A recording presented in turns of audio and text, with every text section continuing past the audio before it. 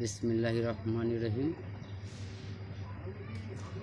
হিন্দু ভাইদের জন্য আদাব, মুসলমান ভাইদের জন্য আসসালামু আলাইকুম।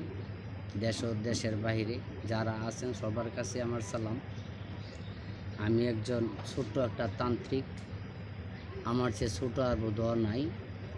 তবে আমি আজকে যে মন্ত্রটি ছাড়ছি বা দিচ্ছি, এই মন্ত্রটি হইল ঘটনার বশীকরণ, মানে মুহূর্তের ভিতরেই বশীকরণ।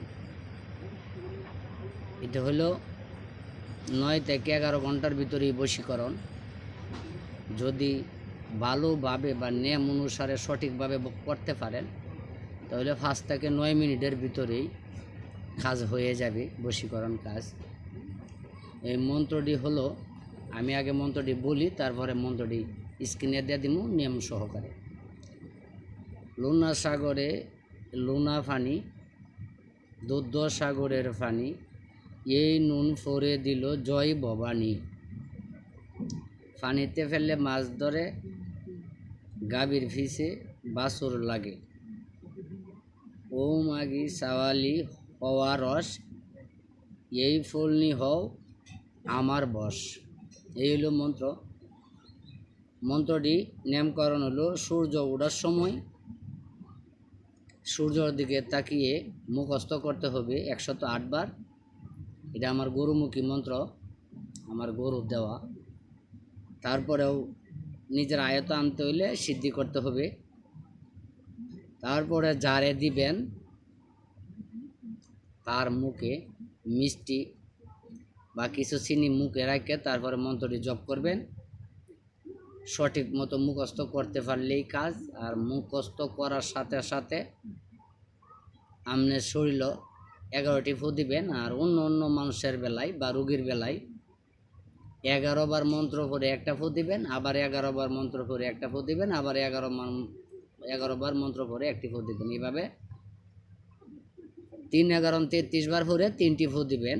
এক নিঃশ্বাসে একবার, আবার এক নিঃশ্বাসে একবার, আবার এক নিঃশ্বাসে একবার। এইভাবে এক নিঃশ্বাসে একবার ফুরে এইভাবে 11 বার ফুরতে হইব। 11 বার ফুরে একটা ফু, আবার 11 বার ফুরে একটা ফু, আবার 11 বার ফুরে একটা ফু। এই হইল মন্ত্র। মন্ত্রটি আমি দেখাইছি, তারপরে কিছু নিয়মকরণ বলবো।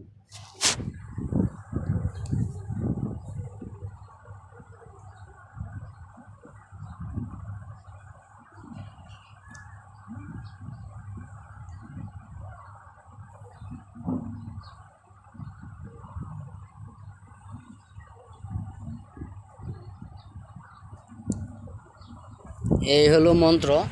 আর মন্ত্রের মূল গুণাগুণ হইল মাছ মাংস খাওয়া যাবে না, মুখস্থ যতক্ষণ সময় লাগে ততক্ষণের ভিতরে। বেশি অংশ পাক পবিত্র হয়ে মুখে মিষ্টি নিয়ে তারপরে মন্ত্র জপলে মন্ত্রর আকর্ষণ এবং মন্ত্রর সব কিছু বাড়ে। এই হলো মন্ত্র গুণাগুণ।